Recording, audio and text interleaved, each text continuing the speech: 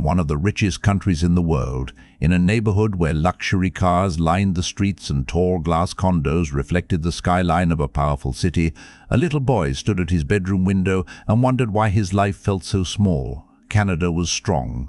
Canada was wealthy. Canada was full of opportunity, but inside his tiny apartment, none of that wealth seemed to exist. His father had left when he was 3. No goodbye, no explanation, just silence. At school, he watched other kids get picked up by dads in clean trucks and warm jackets. He learned early how to smile when people asked, "Where's your father?" That question felt heavier than any school bag he ever carried. In a country full of resources, he felt emotionally bankrupt. In a land of opportunity, he felt invisible. That contradiction shaped him. And one cold winter evening, listening to his mother cry quietly in the kitchen over unpaid bills, he made a decision that would change everything. He would never let absence define his future. What he didn't know was how painful that promise would become before it turned into power. Growing up fatherless in a rich country creates a strange kind of confusion. Everywhere he looked, there were examples of success. Big homes, expensive vacations, private schools. But inside his world, there was constant financial stress. His mother worked long shifts at a grocery store and cleaned offices at night. She tried to be both parents at once, but exhaustion followed her everywhere. He became quiet, observant, responsible beyond his years. While other children worried about toys, he worried about rent. At school events, when Father's Day activities came around, he pretended to be sick. Not because he hated the idea of fathers, but because he felt the gap too deeply. Yet instead of turning bitter, something else grew inside him: determination. If he didn't have a father to guide him, he would guide himself. If he didn't have a safety net, he would build one. That mindset did not make life easier, but it made him stronger. And soon, the world outside his apartment would begin testing just how strong he truly was. By the time he reached middle school, reality hit harder. Kids noticed differences. His clothes were simple, his lunch was small, his shoes were not the latest brand. In a wealthy city, poverty stands out more sharply. Teasing began quietly but grew louder. "Why don't you have what we have?" someone once asked. He didn't respond, but that question echoed in his mind for years. He started spending more time in the public library after school, not because he had nowhere to go, but because it was warm, free, and full of possibility. He began reading about entrepreneurs, immigrants, self-made leaders who started with nothing. For the first time, he realized something powerful. Wealth is not inherited only through money. It can be built through skill and discipline. The library became his second home. Books became silent mentors. And while other teenagers chased distractions, he quietly started designing his escape. What he didn't realize was that discipline would soon demand sacrifices he wasn't fully prepared for. At 15, he got his first job washing dishes at a downtown restaurant. The pay was small, the hours were late, and the work was exhausting. But when he received his first paycheck, he didn't feel tired. He felt empowered. For the first time, he contributed to the household income. He watched his mother's eyes soften when he handed her a portion of it. That moment changed him. Work was no longer punishment, it was leverage. He began balancing school during the day and shifts at night. Sleep became shorter. Friends drifted away because he rarely had time to hang out.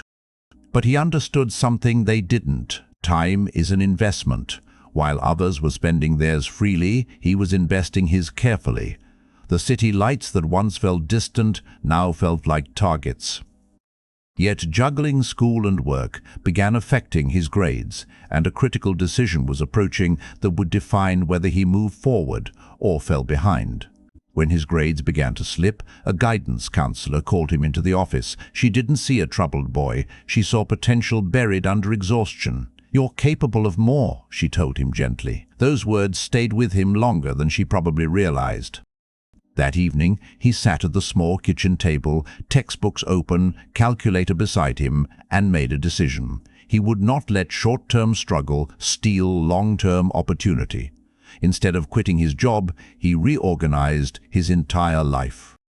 He created a strict schedule, study hours before school, work shifts after, no wasted time on distractions. It was not glamorous, it was not easy.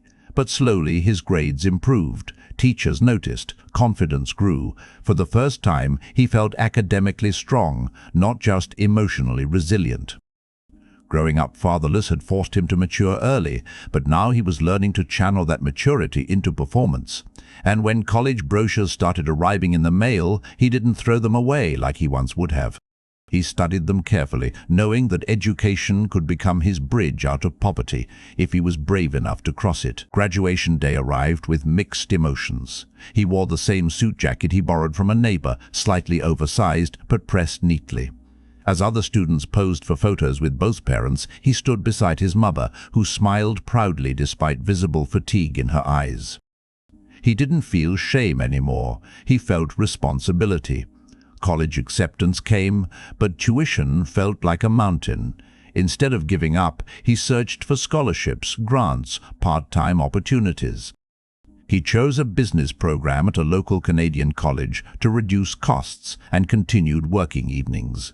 His schedule became relentless. Classes in the morning, work in the afternoon, study sessions at night. While classmates enjoyed campus life, he focused on skill building. He listened more than he spoke. He observed how systems worked, how money moved, how businesses scaled. Growing up fatherless had taught him independence. Now, education was teaching him strategy. Still, balancing everything began to stretch him thin, and he would soon face burnout for the first time in his life. Burnout did not arrive dramatically. It crept in quietly. Missed sleep, headaches, irritability. One evening, after finishing a late shift, he sat alone at a bus stop in freezing weather, staring at nothing. For a brief moment, he questioned everything. Why was he pushing so hard? Why was life so heavy for him while others seemed to move freely? Growing up without a father meant he never had someone to say, "You're doing well, son." That absence echoed loudly during his weakest moments. But then he remembered something deeper. No one was coming to rescue him. That was not tragic. It was liberating. If no one was coming, then everything depended on him. Instead of quitting, he adjusted. He improved his sleep routine. He cut unnecessary work hours temporarily. He learned that discipline is not self-destruction. It is sustainable effort. That realization strengthened him mentally in ways money never could. And just as his balance returned, an opportunity appeared that would introduce him to the world of investing. During a college seminar on financial literacy, a guest speaker explained compound interest and long-term investing. Something clicked instantly. Wealth, he realized, was not just earned. It was built strategically over time. He began saving aggressively, cutting personal expenses to the minimum. No unnecessary spending, no flashy purchases. While others upgraded phones, he upgraded knowledge. He opened a small investment account and started studying market trends, real estate cycles, and economic patterns in Canada. It was slow at first, gains were small. But consistency became his superpower. He treated every dollar like a seed. And as his savings grew, so did his confidence. He wasn't just surviving anymore, he was preparing. Years of discipline were stacking quietly. And soon he would see an opportunity in real estate that would test whether he was ready to move from theory into action. The opportunity came in the form of a small, neglected condo unit on the edge of the city. It was not glamorous. The paint was peeling, the carpets were worn, the neighborhood was overlooked by most investors chasing luxury developments downtown. But when he studied the numbers, he saw potential. Affordable entry price, growing transit access nearby, steady rental demand. It wasn't about status, it was about strategy. Using years of disciplined savings and a carefully structured loan, he made his first real estate purchase. Signing those documents felt heavier than any exam he had taken. Fear was present, but it did not control him. For weeks, he spent evenings renovating the unit himself, painting walls, replacing fixtures, learning repairs through online tutorials. It was exhausting, but it felt purposeful. When the first tenant moved in and rental income started flowing, something shifted inside him. He was no longer just a student or an employee, he was an owner. But ownership brings responsibility, and soon he would face his first serious financial challenge. Only months after securing his first tenant, interest rates increased. Mortgage payments rose unexpectedly. At the same time, a plumbing issue required urgent repairs. The financial cushion he had built began shrinking quickly. Stress returned with intensity. Memories of unpaid bills from childhood resurfaced. For a moment, doubt whispered that maybe he had moved too fast. Maybe this was proof that people from his background shouldn't take big risks. But instead of panicking, he did what he had trained himself to do for years: analyze, adapt, act. He renegotiated service contracts. He adjusted his budget. He took on temporary freelance work related to his business studies. Slowly, stability returned. The challenge didn't destroy him, it sharpened him. He learned that wealth is not about avoiding problems, it is about solving them calmly. That lesson became a turning point. And as the market stabilized again, he realized it was time to think bigger than a single condo unit. With improved confidence and experience, he began studying multi-unit residential properties. He met with local investors, asked questions, and absorbed knowledge quietly. Many were surprised by his age, but his preparation spoke louder than his background. Eventually, he partnered on a small duplex project in an emerging neighborhood. It required teamwork, negotiation, and trust, areas he once struggled with due to growing up without a father figure to model them. But instead of seeing that absence as weakness, he treated it as motivation to build strong professional relationships intentionally. The renovation was demanding, but smoother than his first experience. When both units were rented, cash flow improved significantly. For the first time, he felt momentum accelerating. Growing out fatherless had forced him to become independent. Now he was learning collaboration. And collaboration, he discovered, could multiply growth faster than isolation ever could. As his portfolio expanded gradually, he made one promise to himself: never chase luxury before stability. While peers posted expensive purchases online, he reinvested profits carefully. He upgraded systems, hired reliable property managers, and built emergency reserves. Financial discipline became his identity. Meanwhile, his mother continued working modest hours, unaware of how large his vision had become. He never forgot the emotional gap of growing up fatherless, but he stopped allowing it to define his confidence. Instead, he defined himself through action. One evening, after reviewing his long-term projections, he realized something powerful. Within a few years, he could fully support his mother and eliminate her financial stress completely. The thought brought quiet tears to his eyes. The little boy who once felt invisible in a rich country was now building visible results. But the most emotional chapter of his journey was about to unfold. He chose a calm Sunday afternoon to change his mother's life. No dramatic announcement, no social media moment, just a quiet drive through a peaceful neighborhood filled with modest but beautiful homes. She thought he was helping a client look at properties. When he parked in front of a newly purchased house, simple, clean, filled with natural light, she looked confused. He handed her a folder. Inside were ownership papers with her name printed clearly. For a moment, she didn't understand. Then her hands began to tremble. "No more rent," he said softly. "No more night shifts if you don't want them." Tears filled her eyes, not from stress this time, but from relief. Growing up fatherless had left many empty spaces in his life, but in that moment he felt whole. He had broken the cycle. The apartment with a cracked ceiling was now a memory. But as powerful as that milestone was, he knew success was not just about personal victory. It was about creating impact beyond his own family. With his mother financially secure, his ambition evolved. Survival was no longer the driving force. Purpose was. He began investing in affordable housing projects, focusing on communities where families struggled quietly in a wealthy country that often hides poverty behind polished buildings. He understood that growing up fatherless in a rich nation can feel isolating, because people assume opportunity automatically equals success. But opportunity means nothing without guidance, discipline, and belief. He started mentoring young boys from similar backgrounds, teaching them financial literacy, emotional resilience, and personal responsibility. He didn't present himself as a hero, he presented himself as proof that environment influences you, but it does not imprison you. Watching those boys listen carefully reminded him of his younger self in the public library. And as his influence expanded, invitations to speak at local business events began arriving. Standing on stage at a regional entrepreneurship conference, he looked out at an audience filled with investors, students, and professionals. Years earlier, he had felt invisible in classrooms. Now, people listened when he spoke. But instead of focusing on profits and portfolio size, he told the truth about loneliness, doubt, and responsibility. He spoke about growing up without a father and choosing not to use it as an excuse. He explained how discipline compounds just like money. How small daily habits build large outcomes.